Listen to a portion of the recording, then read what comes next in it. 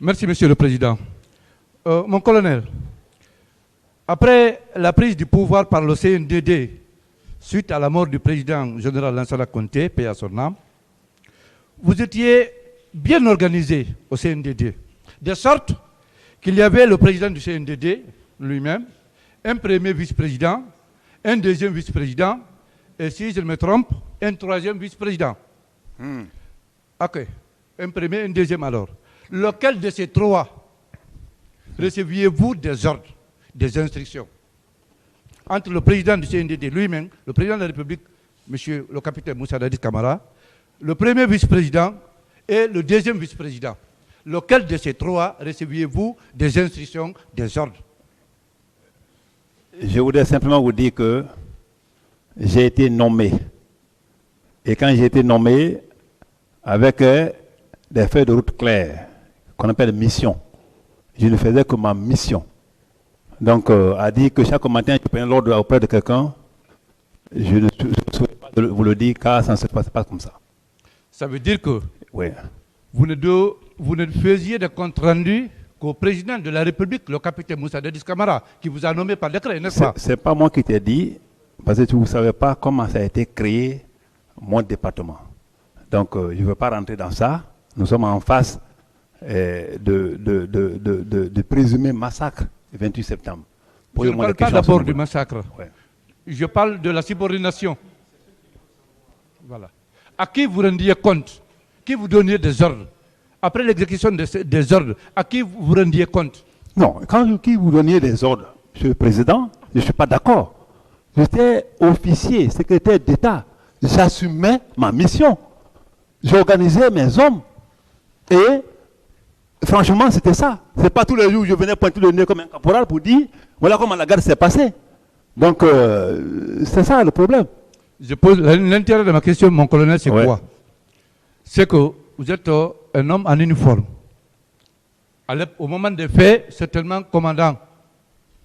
Alors, puisqu'il y avait le président du CNDD, il y avait le premier vice-président, il y avait le deuxième. Et je pense que c'est le ministre de la Défense même qui était la deuxième personnalité. Est-ce que vous receviez de ce dernier des ordres ou bien du président directement? Auquel des deux vous rendiez compte? Parce qu'on ne peut pas quand même sortir d'un camp militaire avec 4 pick-up remplis des hommes en uniforme, munis des armes, sans l'ordre de quelqu'un quand même, sans autorisation d'un chef quand même. L'ordre par rapport à quoi? Par rapport à ma mission? C'est bon, on ne se comprend pas. Ma mission était bien définie. Oui. Et j'étais dit, je m'occupais de grand banditisme. Et je travaillais en plus avec le parquet de Conakry. Je ne comprends pas. À chaque fois que, par rapport à votre mission, à chaque fois que vous l'accomplissiez, à qui vous rendiez compte de l'accomplissement de votre mission? Quand mes hommes interpellent un grand bandit, quand mes hommes interpellent un présumé trafiquant de drogue, hein? Ma mission était quoi? C'était d'abord le mettre en rapport avec le parquet, et je pense que ça a été toujours comme ça. C'est à ce moment, ça c'est pas le problème du président. S'il voit la télévision, je ne dis pas. Mais je ne pouvais pas venir chaque matin. On avait été un bandit, on était 2 bandits. Non. Je travaille avec le parquet de Conakry, tout le monde le sait. Ah. Vous voulez nous dire que le président du CNDD ne donnait des instructions à personne, en tout cas à vous, non, n'est-ce pas? Par rapport à quoi? Et par rapport à des missions. Allez-y me faire telle mission, allez-y faire telle mission. Vous ne recevez pas des ordres de sa part. Non, mon frère. Est-ce que ma mission de lutte contre le grand banditisme, de lutte contre les narcotrafiquants, est-ce que cette mission, quand vous regardez les attributions d'un président, est-ce que ça fait partie des attributions? Tu vas venir chaque matin à mettre un président qui a des problèmes nationaux et internationaux sur la tête? Je t'ai dit que quand j'étais un bandit, un grand trafiquant, je n'avais pour référence que le parquet. Et quand si vous fouillez, si vous avez les archives encore, vous trouverez ces dossiers là-bas. Malheureusement, ça m'a coûté un peu après, mais ça, c'est comme ça. Et ma mission était tellement opérationnelle que ça ne visait que la criminalité organisée, les grands bandits, les narcotrafiquants et autres. Et vous savez comment la Guinée était. Vous n'avez pas répondu à ma question, monsieur le... Et c'est ça la réponse. D'accord. D'accord, je ne vais pas insister davantage. De toute façon, ce qui est clair, c'est que vous avez été nommé. Ça, au moins, c'est clair. Vous avez été nommé par quelqu'un et vous aviez des prérogatives. Vous aviez des missions. bien définie, et que vous aviez toujours quelqu'un à qui rendre compte. Ça, au moins, c'est indiscutable. Chaque département ministériel, chaque département structuré administratif ont chaque année à faire des rapports. Si c'est dans le cas de faire des rapports annuels et tout, il n'y a pas de problème. Mais à dire chaque matin, je venais prendre des ordres de quelqu'un ou je me référais à quelqu'un pour aller faire ma mission, ça c'est une démission. C'est une démission. Moi, je connaissais ma mission. Bien. Dites-moi, tout à l'heure, en répondant à l'une des questions du président, vous avez dit que vous avez rendu compte au président du CNDD. Après avoir quitté le stade, vous êtes allé rendre compte au président. Est-ce que c'est en ce moment précis, quand vous avez fini de lui rendre compte, qu'il a dit que non, le pouvoir est dans les rues? C'est en ce moment qu'il a dit que le pouvoir est dans les rues. On t'a une fois dit que c'est à moi, il a dit? Oui, mais monsieur, c'est une question. Bon, moi, en tout cas, à moi, il n'a jamais dit ça. Pouvoir est dans la rue, moi, il ne me l'a jamais dit. D'accord. D'accord. Et pourtant, vous-même, vous avez dit dans votre audition, au fond, que quand vous avez rendu compte au président, capitaine Moussa Dadis Camara, il était furieux, il était énervé, il n'était pas content de ce qui s'est passé au stade. Énervé par rapport à ce qui s'est passé en tant que président de la République. Oui, monsieur le président, énervé, c'est naturel. Ça, vous en tant l'avez que dit. Président de la République, vous apprenez qu'il y a eu des problèmes au stade et qu'il y a mort d'hommes ou qu'il y a des blessés. Hein? Même si vous êtes connaissant aussi le côté social, l'humanisme de Dadis, il pourrait se mettre dans cet état. S'énerver pour dire, mais comment ça peut se passer, tout. Donc, moi je pense que c'est à ce niveau-là, il a dit qu'il était énervé. Et il était énervé. Et c'était énervant. Ça veut dire que c'est effectif. Même moi, j'étais énervé. Oui, il était énervé. Est-ce que maintenant, c'est en ce moment qu'il a dit que non, le pouvoir est dans les rues?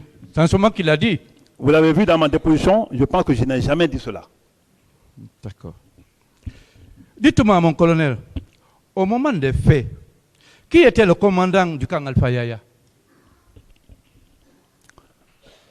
Franchement, tu me vois, non? Je suis quelqu'un. Non, je le connais, mais je ne retiens plus son nom. Je ne retiens plus son nom. Pratiquement, je ne retiens plus son nom. Parce qu'avant le CNDD, on n'était pas liés. Je rappelle que vous... Je me souviens plus de son nom. D'accord. Je rappelle qu'au moment des faits, vous étiez ministre, secrétaire d'État, et vous étiez vraiment influent et très proche du président. Donc, et la présidence était au camp, était sise au camp Alpha Yaya. Et que vous ne vous rappelez pas du nom de celui qui était le commandant du camp. Est-ce qu'on était liés? Est-ce que nos missions étaient de même?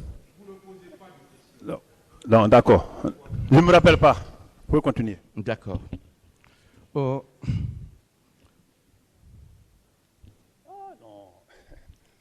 C'est compliqué ça. Je voulais savoir, mon colonel, c'est dans la nuit du 27 septembre ou bien dans la journée du 28 septembre que le commandant du camp aurait procuré des armes aux recrues qui étaient à Kalea. Il t'a dit qu'il était avec lui? Je n'ai aucune idée.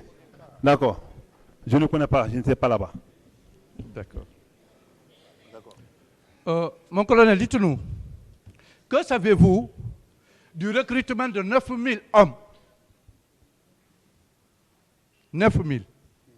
Du recrutement de toutes ces personnes dans une seule région de la Guinée. Je n'ai aucune idée par rapport à que savez-vous, hein? Je n'ai aucune idée par rapport à la seule région de la Guinée, mais par rapport au recrutement de 9 000 ou 10 000 personnes, il faut vous référer au ministre de la Défense nationale qui est en charge du recrutement national.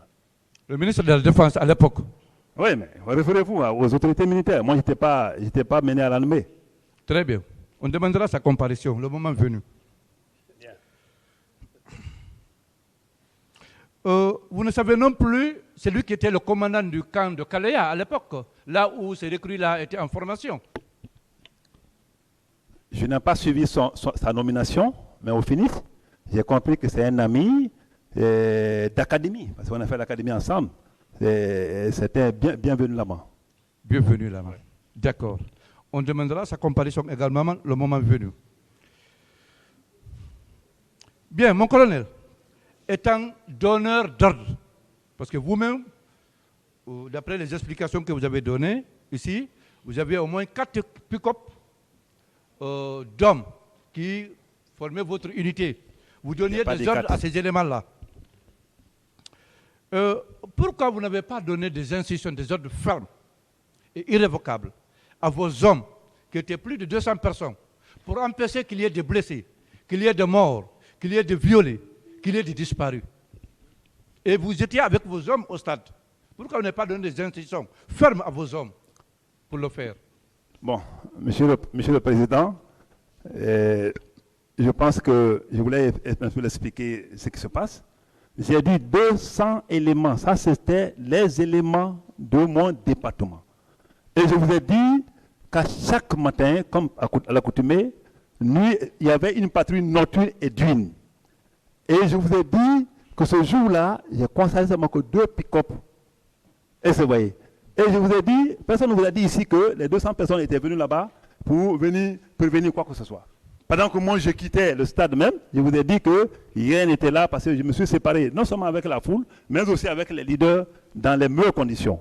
Donc, franchement, cette question, je ne sais pas comment répondre à ça parce que ce n'est pas les 200 personnes qui bougeaient à la fois comme si c'était un ballon de football. D'accord. Dites-nous clairement, simplement mais sagement, mon colonel. Les actes que vous avez posés ce jour, vous les avez posés pour empêcher la tenue du meeting ou bien pour encourager la tenue du meeting?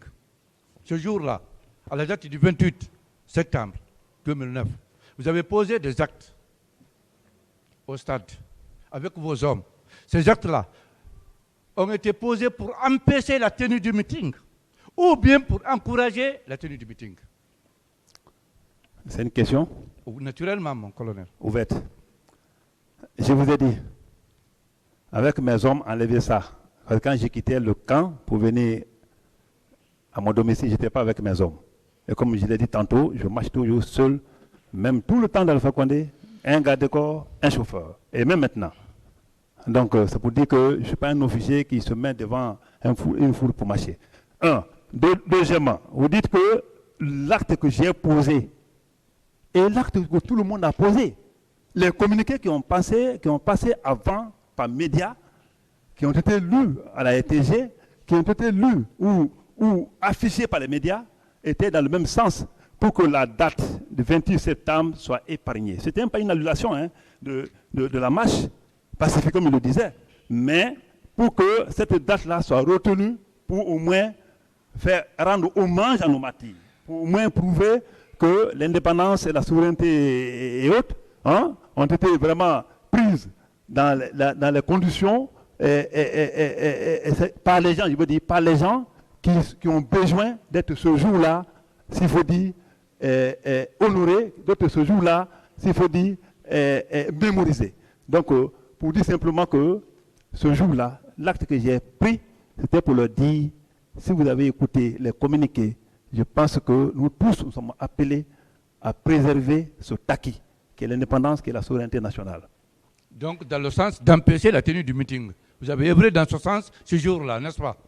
Ce n'est même pas un meeting, la marche. Parce que, de près ou de loin, dans mes expositions, personne ne m'a parlé de meeting. D'accord. Mon colonel, vous avez dit qu'à l'époque, au moment des faits, que l'armée guinéenne n'était pas contrôlée. Vous le confirmez? J'avais dit dans votre PV d'audition, au fond, que l'armée guinéenne n'étant pas contrôlée à l'époque, vous l'avez dit. Vous le confirmez, l'armée n'était pas contrôlée? Quand il y a un coup, était libre de faire tout ce qu'il veut? Quand il y a un coup d'État, je n'ai pas dit ça. Je l'ai simplement dit. Acceptez que je lise ce passage. Oui, non, bien sûr, je le confirme. Voilà. Je l'ai simplement dit, vous savez que l'armée n'est pas sous contrôle. Et vous savez, si vous savez, à l'époque là, presque les 10 ou 20% des bandits que nous on arrêtait, c'était des militaires. Vous le savez. le braquage des stations d'essence à Kamsa et autres là où il y a même une mort d'homme, on va les vérifier. Et vous voyez, à l'époque là, vous savez que il y a des gens qui, les éléments flottants qui faisaient des choses. Je pense que l'autorité était en train de mettre en place tout ce qu'il faut maintenant pour vraiment redynamiser tout cela, pour faire en sorte que l'armée soit sous contrôle. Donc ça, je ne peux pas nier cela. Si l'armée était sous contrôle, ce qui s'est passé n'allait pas se passer. Parce que quand l'armée est sous contrôle, ça veut dire que chacun se refait avant d'agir. Mais du fait que les gens se passent sous contrôle, c'est pourquoi ils ont agi de la sorte. Pour moi, ça c'est mon analyse personnellement, et je ne peux pas le nier. Est-ce que vous pouvez convenir avec moi, mon colonel, qu'en 2009, qu'on ne pouvait pas immobiliser un camion qui contenait 52 corps au camp Samori, et un autre camion qui contenait plus de 40 corps à Dixine, sans que vous, qui étiez influent, qui étiez proche du président de la République, sans que vous ne soyez au courant. Est-ce que vous pouvez convenir avec moi? C'est une question où c'est pour que j'affirme ce que tu dis. C'est une question ou bien vous voulez que j'affirme ce que vous dites? C'est une question. Est-ce que vous acceptez avec moi qu'il était hors de question qu'un tel camion contenant un tel nombre de cadavres puisse stationner au camp Samori et un autre qui contenait plus de 40 corps à Dixil sans que vous ne soyez au courant? Est-ce que vous pouvez accepter ça avec moi? Mais oui, parce que je n'étais pas au courant. Voilà, parce que vous étiez non seulement proche du président, ensuite vous assumiez de lourdes responsabilités. Comme d'autres, pas moi seulement. Voilà. Donc, si tel est le cas, dites-nous dans quelles circonstances alors on a garé ce camion là-bas, qui l'a garé, où il a ramassé les corps là. On vous a dit que j'étais là-bas? Oui, monsieur le président, mais c'est une question ouverte. D'accord, je n'y étais pas et je pense que personne n'a pas dit que j'y étais. Je pense qu'on ne s'est pas compris. Vous avez été au stade. Vous avez été au stade. Et les conséquences de ce qui s'est passé au stade, il y a eu un camion qui contenait 52 corps qui a garé au camp Samori. Et un autre camion qui contenait plus de 40 corps à Dixine.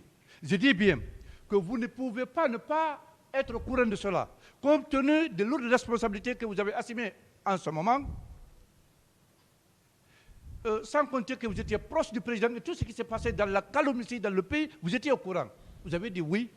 J'ai dit dans ces conditions, alors dites-nous comment le camion est arrivé au camp, où on a ramassé les corps, et avec quel camion, les camions appartenaient à qui? Oui, mais posez d'abord la question si j'étais au courant de si le camion était avec les corps. C'est quand cette question est affirmée, vous pouvez dire maintenant, est-ce que dans quelles secondes ils ont transporté? Je te dis que je ne sais pas cette nouvelle-là, c'est toi qui me l'apprends, je l'avais appris déjà, entendu, mais comme toi tu parles avec certitude, je suis sûr et certain que vous allez m'apporter les preuves. Mon colonel, quand vous êtes arrivé au stade, le portail était-il fermé ou non? Je ne suis pas arrivé vers le stade à quel moment? La matinée.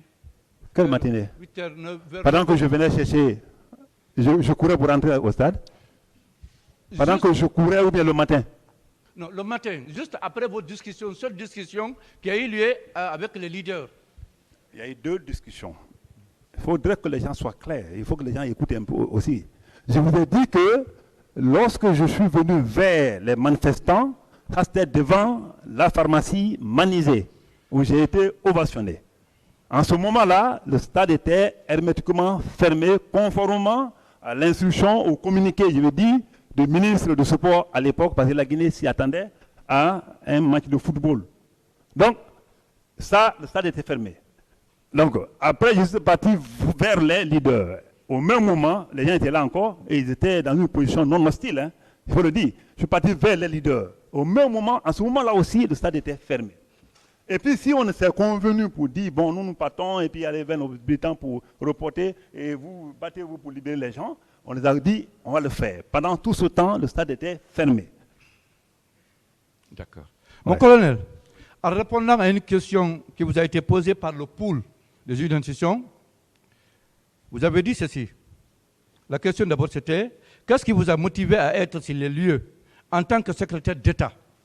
Vous avez répondu ceci. C'est pour ne pas qu'il y ait de bavures.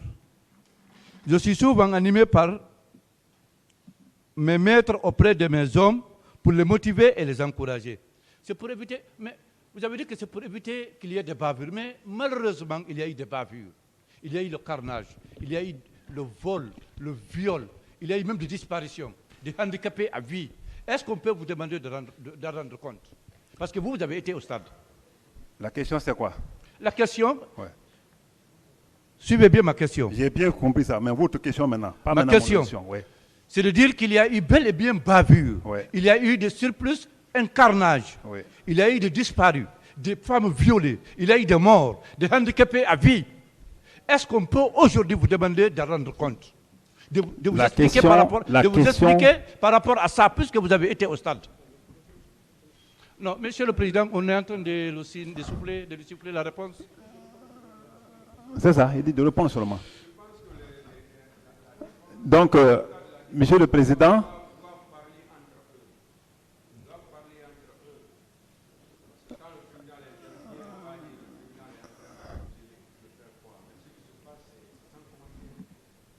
d'accord.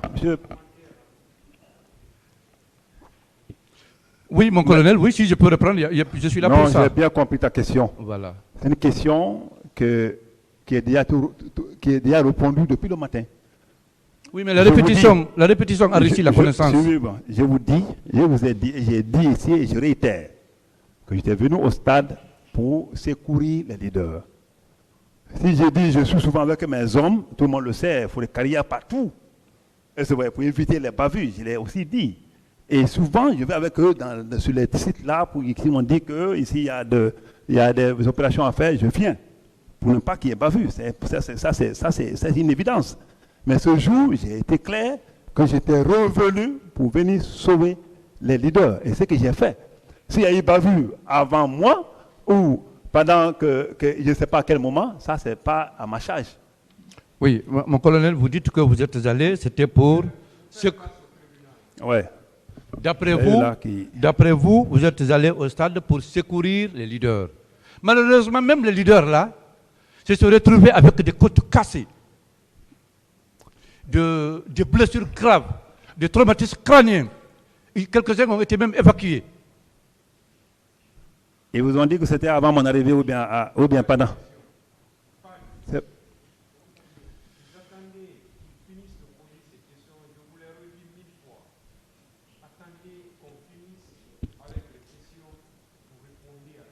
D'accord, continuez. Vous ne pouvez pas poser. Pourquoi je vous dis à tout moment que vous calmez? Je suis calme, très calme. Ah oui, mais c'est comme ça, je suis calme comme ça. Voilà, parce que je vous redis la même chose. D'accord. Continuez bien. Bien sûr. Je dis bien, vous avez dit que vous étiez allé au stade pour tenter de secourir les leaders. Malheureusement, dis tout de suite que même ces leaders se sont retrouvés avec des côtes cassées, des têtes blessées, des traumatismes crâniens. Quelques-uns parmi eux ont même été évacués. Qu'en dites-vous? Merci. Je pense que les leaders eux-mêmes, certains jusqu'à présent, me disent qu'ils me doivent de la vie. Leur vie, si vous voulez dire. Alors, si ils ont eu des côtes cassées, ils ont eu ces violences corporelles, moi je pense que ma venue n'était pas aussi mal pour venir le prendre dans cet état-là, les envoyer à l'hôpital pour y subir les soins. Et c'est ce que j'ai fait. Et je pense que ces leaders ne sont pas comme d'autres Guinéens. Ils l'ont dit le lendemain et ils continuent à le dire. Je pense que le moment viendra qu'on fasse la part des choses parce que chacun de vous dit ici que c'est lui qui a sauvé et secouru les leaders. En parcourant aussi, en compulsant les PV d'audition, le commandant Toumba aussi a dit la même chose et quelques leaders même aussi ont témoigné qu'ils ont été sauvés grâce aux efforts titanesques du commandant Toumba. Donc entre vous deux, il faudrait qu'on fasse la part des choses. De toute façon, je passe à une autre question.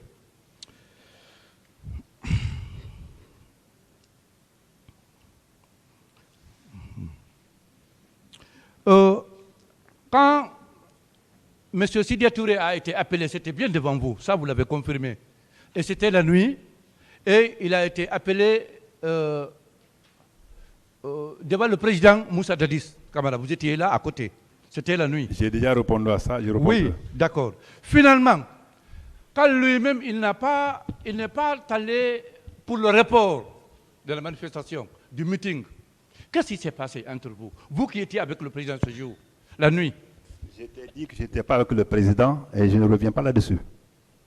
Qui était avec le président ce soir? Ça, je ne saurais te le dire parce que je n'étais pas son protocole. Vous avez dit ici, permettez, Monsieur le Président, que je lise ce passage. Vous avez dit ici, c'est la page 3, hein, la page 3, oui, page 3 de votre audition. Vous avez dit, j'ai rappelé M. Sidya Touré que c'est devant moi qu'il a été appelé pour lui demander un report de cette marche, à la mesure où le 27-28 septembre est une date historique de notre pays. Et que pour la même raison, le gouverneur de la ville de Conakry, le ministre de l'administration du territoire, s'était opposé. Même les religieux se sont impliqués dans les négociations pour parvenir à un report. Sur ce, Sidya m'a répondu qu'il n'était pas là pour changer une date. Alors, au finish, vous n'êtes pas compris avec M. Sidya Touré parce que c'était la nuit que vous l'avez appelé. Lui-même, il a témoigné sur les zones qu'il a été appelé. Et vous avez dit que vous étiez là, vous étiez présent. Puisque vous n'êtes pas entendu, quelle est la décision que vous avez prise ce jour-là avec le président Moussa Dadis Camara, la nuit là? Je t'ai dit que je n'étais pas avec le président de Moussa Dadis Camara ce jour-là.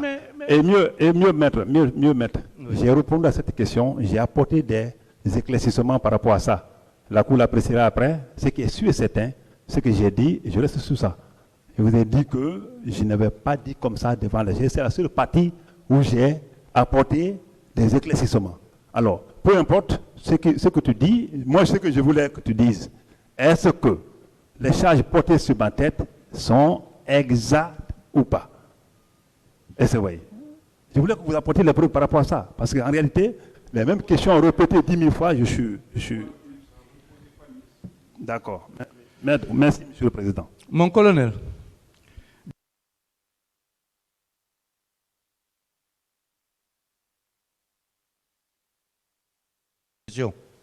Vous l'aurez été. D'accord. Je passe.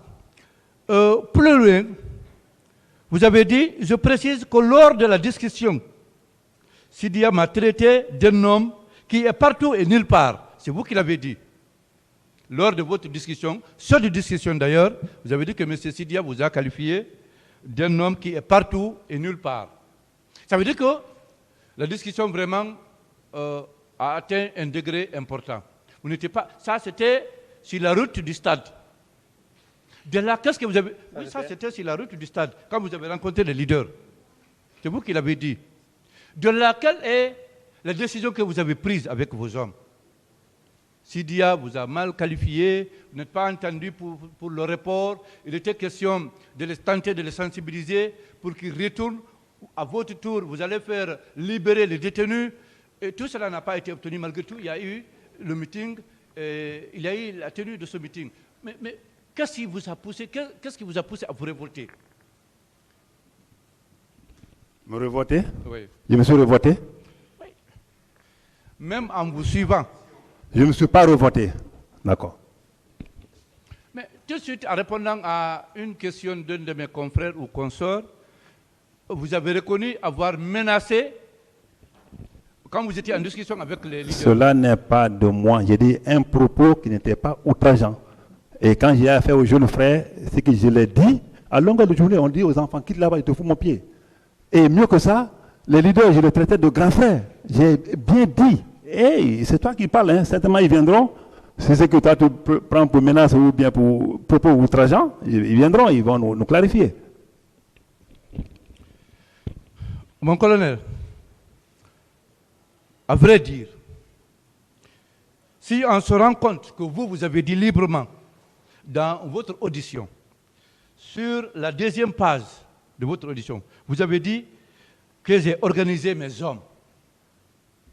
Et nous, on se rend compte qu'après l'organisation de vos hommes, Nous avons eu des femmes violées, des morts, des blessés, des handicapés et même des disparus. Qu'est-ce qu'on va dire? Je ne sais pas ce que vous avez dit, mais moi je sais ce que j'ai dit. Vous avez dit que j'ai organisé mes hommes. Organiser les hommes. Ça, c'est avant le carnage. Non, est-ce que la suite dit j'ai organisé mes hommes pour tuer ou pour violer? Moi j'ai dit j'ai toujours organisé mes hommes et c'est une évidence. Moi je n'ai pas dit, si tu dis tout de suite là, je n'ai pas dit j'ai organisé mes hommes pour tuer, pour violer, pour faire ceci ou cela. Oui. Maintenant, c'est vous qui pensez ainsi. Hein? Oui, maintenant dites-nous, puisque l'instruction finale est ici à la barre, c'est dans quel sens que vous avez organisé vos hommes? Dans le sens de la protection, d'encadrement des manifestants, ou bien dans le sens de la répression de la manifestation? Est-ce que l'organisation dont il s'agit, on t'a dit que c'est à l'intérieur du stade ou à l'esplanade? Bon, moi j'ai toujours organisé mes hommes pour faire la patrouille nocturne et diurne. Et ça c'est une évidence. C'est connu de tout le monde et à l'époque toute la Guinée le savait. Et certains bons Guinéens y pensent encore. Là, on vous comprend mal, parce qu'organiser les hommes, il y a une manifestation, vous êtes ministre d'État, vous avez plus de 200 hommes, des hommes en uniforme, comme vous dites que j'ai organisé mes hommes, et après cette organisation, on voit des cadavres partout, des camions contenant des corps. Bien. Très bien.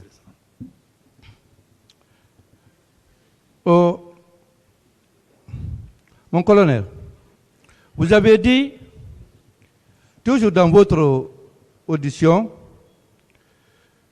que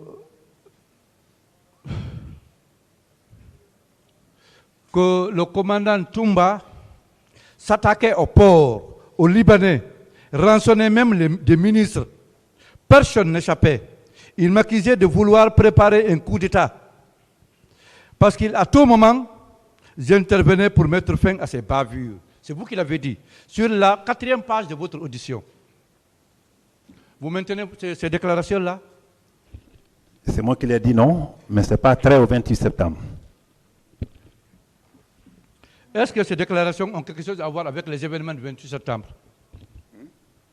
Les déclarations que vous venez de faire, est-ce qu'elles ont quelque chose, elles ont un rapport avec ce qui s'est passé au stade du 28 septembre, le 28 septembre? Je reprends, hein? Je dois souligner que Toumba n'avait aucune relation avec moi. Il s'attaquait au port, aux Libanais, et rançonnait même des ministres. Personne n'échappait. Il m'accusait de vouloir préparer un coup d'État. Parce qu'à tout moment, j'intervenais pour mettre fin à ces bavures. Donc vous étiez le seul capable à mettre fin aux bavures du commandant Toumba. Vous étiez le seul. Je t'ai dit la première bavure commise. J'ai détaillé ça ce matin. Lorsque Mme Aloumatou et l'épouse de Dalin et Dalin eux-mêmes ont été victimes, je vous ai dit que j'ai arrêté 9 berrus de régiment commando. Ça, c'est une bavure grave. Et vous voyez. Donc, ce régiment, c'est lui qui commandait. Donc, je pense que ça, c'est un exemple frappant. Et c'est eu égard à ça, j'ai dit aux gens comment il était. Comme les gens me disaient, qu'est-ce que vous avez pu faire? Je ne pouvais pas, je ne pouvais rien. Maintenant, ces déclarations que je viens de lire, est-ce qu'elles ont quelque chose en rapport avec les événements du 28 septembre? Vous pouvez continuer, maître. C'est moi qui l'ai déclaré et je sais pourquoi. Mais en tout cas, ce n'est pas train aux événements du 28 septembre. D'accord. Bien. Donc, mais vous avez dit qu'il vous accusait de vouloir fomenter un coup d'État. Est-ce vrai? Ça aussi, ce n'est pas des questions du 28 septembre. D'accord. Okay.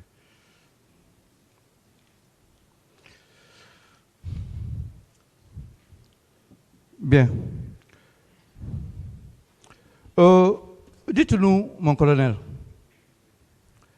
qu'est-ce que vous, personnellement, avec vos hommes, qu'est-ce que vous avez fait quand le président Moussa Dadis, l'homme fort d'hier au temps du CNDD, quand il a dit le pouvoir est dans les rues, pour la préservation, la conservation, la récupération de ce pouvoir, qu'est-ce que vous avez fait, honnêtement? Ce n'est pas moi qui a posé cette question, et je n'étais pas là quand il déclarait ça, qu'il a déclaré. Et je ne crois pas, à moins que les preuves soient là.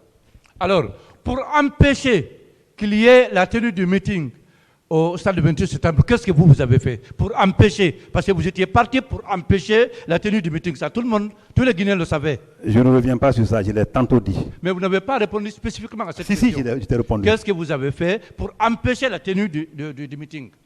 Parce que vous étiez parti dans le souci d'empêcher, de sensibiliser les leaders pour qu'ils procèdent à un report, pour ne pas qu'il y ait la tenue du meeting ce jour-là.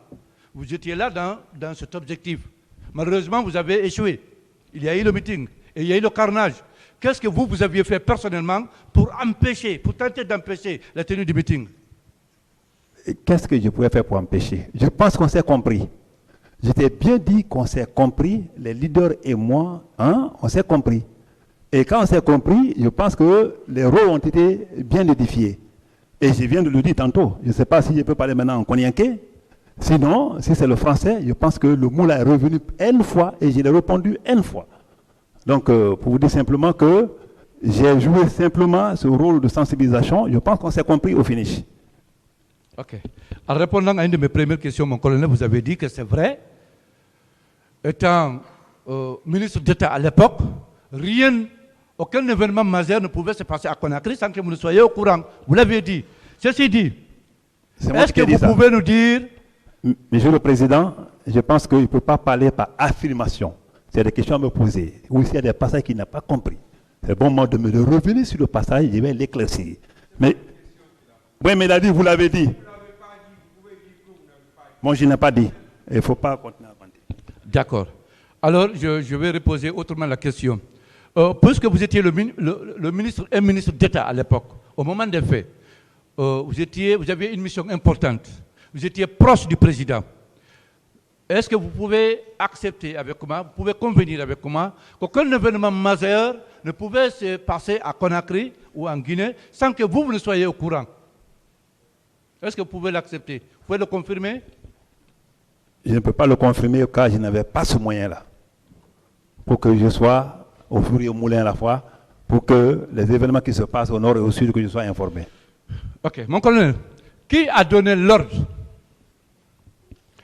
à une société de prêter ses camions pour aller ramasser les corps? Je n'en sais rien car je n'y étais pas. Est-ce que vous pouvez, étant ministre d'État à l'époque, nous indiquer où se trouve le charnier, les fosses communes? Reprenez la question, s'il vous plaît. Est-ce que, étant ministre d'État à l'époque, l'homme fort, proche du président à l'époque... Arrêtez. Ah mais c'est clair, les Guinéens le savent. Tout le monde... Est-ce que vous pouvez nous dire où se trouvent les fosses communes? Là où ont été ensevelis les corps, les personnes tombées au stade. Est-ce que vous pouvez nous indiquer où se trouvent ces lieux-là? Je tombe de nu. Je ne sais pas où se trouve ce charnier. Et c'est vous qui me l'apprend parce que dans ma déposition, je l'ai encore décliné. Que je ne sais pas où se trouve le charnier. Et personne à l'époque ne m'a parlé de charnier. Donc c'est une question qui est bienvenue, mais franchement, il n'y a pas de réponse. Dans les jours qui ont suivi les événements du 28, est-ce que vous vous êtes retrouvé avec le colonel Diaby, l'ex-ministre de la Santé? À mon sens... Oui, le lendemain ou le surlendemain? Non. Avant comme après, le ministre Diaby et moi n'étaient pas liés. Donc, si quelqu'un l'a dit, qu'il vienne avec les preuves, je ne me suis jamais rencontré avec le ministre Diaby après l'événement, ou après les événements du 28 septembre.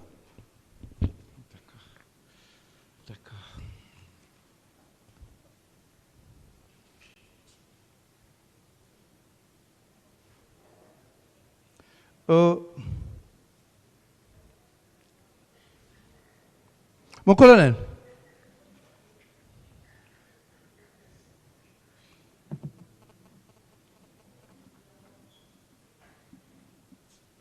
colonel, ouais. Par rapport aux différents témoins ou différentes victimes qui ont dit qu'ils ont vu vos hommes administrer des coups, qu'est-ce que vous pouvez nous en dire? Bien sûr, maître, c'est bon. J'ai dit quelque part, qui se dit beau la nuit, le jour viendra. Nous sommes déjà devant le tribunal. dire à ceux-là qui l'ont dit de venir avec les preuves ici, si cela ressemble à Kone Kebro, ou ça c'est mon image, t'entends? Datant, je veux dire comme ça. En tout cas, tout Guinéen, tout bon Guinéen peut vraiment l'avouer que je suis incapable de le faire et je décline avec fermeté que ces questions comme ça méritent, comme le président dit, ne m'a pas mérité, mais franchement, c'est difficile à soutenir, à digérer. C'est comme ça, les allégations qu'on porte sur toi, alors que tu n'as fait que servir ta nation. Mais nous sommes devant la barre. Mon colonel, la garde présidentielle était sous l'ordre de qui, du commandement de qui? Est-ce que du président du CNDD, le président de la République d'alors, le capitaine Moussa Dadis Camara, ou bien du ministre de la Défense d'alors? Je ne saurais répondre à cette question parce que je n'étais pas chargé de l'organisation de l'armée et encore moins le commandement militaire. Et pourtant, vous êtes gendarme, vous êtes colonel, vous connaissez l'organisation, comment fonctionne l'armée quand même. Les postes de responsabilité, vous le savez? Au moment des faits, j'étais commandant. D'accord. D'accord. Au moment des faits, vous étiez commandant. Mais vous avez de lourdes responsabilités. Vous étiez ministre, un commandant ministre. D'accord.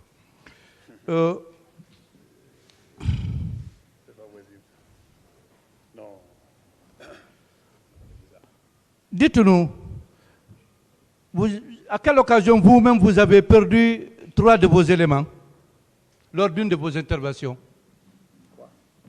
À quelle occasion vous-même vous avez perdu 3 de vos éléments lors d'une de vos interventions?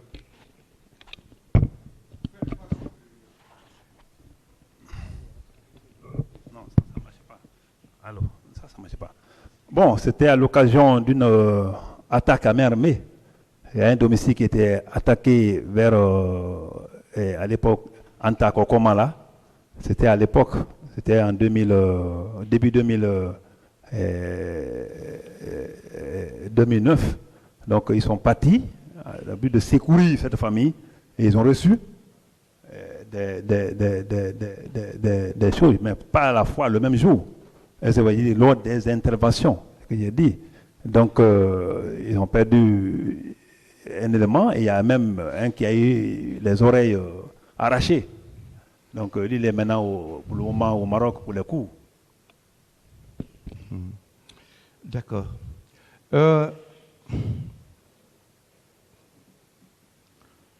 Vous avez, à quelle occasion le commandant Toumba a tenté de vous intimider? À quelle occasion? Pendant que vous étiez au commandement, pendant que vous étiez ministre d'État, à quelle occasion il a tenté de vous intimider? Tenter de m'intimider. Oui, vous l'avez dit dans votre audition, 4e page. Mais à toutes les occasions. Je l'ai dit, si tu vois un exemple de suite là, lorsque une fois on est venu à la cour d'appel ici, chemin faisant pour aller, je me demandé ici, à Novotel, et pendant qu'on montait à l'escalier, il m'a donné des coups. Et lui et moi, on ne se parlait pas. Depuis l'opération chez Dalin et Almatou, depuis que j'ai arrêté les 9 bérets rouges, lui et moi, pratiquement, on ne se parlait plus. Jusqu'au 28 septembre, on ne se parlait pas. Tout le monde le sait. Et c'est à cause de lui qu'on m'a fait sortir du camp pour l'autre côté. Pour que vraiment nous soyons complètement diamétralement opposés, pour ne plus qu'on se rencontre. Sauf que s'il y a un problème au camp, si les bandits, les gens viennent dire qu'il y a un militaire qui m'a descendu, j'ai dit aux gens, allez-y au camp, tournez. Si vous trouvez un véhicule là-bas, dites-moi, je vais aller chercher pour le mettre aux citoyens. Et je l'ai fait plusieurs fois. Certainement, les citoyens-là me regardent aujourd'hui. Comme ça ne leur concerne pas, certainement, ils vont le témoigner un jour. Vous avez également dit, bon, ça c'est dans une autre PV, mais quand la question d'arrestation du commandant Toumba s'est posée, puisque vous occupiez de grandes responsabilités, vous assumiez de grandes responsabilités à l'époque, est-ce qu'on ne vous a pas désigné comme étant un commandant à l'époque qui avait une unité de beaucoup de personnes, de plus de 200 personnes, pour son arrestation? Vous n'avez pas été désigné? Mon effectif là, par rapport à l'armée entière, ça ne fait pas 0,1%. pour dire simplement que ce n'est pas un plan définitif. Et la question que vous posez, je tombe de nu. Si ça m'a été dit verbalement quelque part, je n'ai aucune idée. Mais à ce que je sache, j'ai dit non. Je n'ai reçu aucun ordre dans ce sens. Alors, le président d'alors avait donné à qui l'ordre d'aller l'arrêter? Parce que vous étiez avec le président, très proche du président. Non, je vous ai dit que je n'étais pas son protocole. Et puisqu'il est là, je pense qu'au moment de sa déclaration, vous aurez le temps de lui poser la question. Mais à mon sens, j'ai dit que ce n'est pas à moitié bourreau. Sur toute réserve, je dis merci à M. le Président et à ses assesseurs.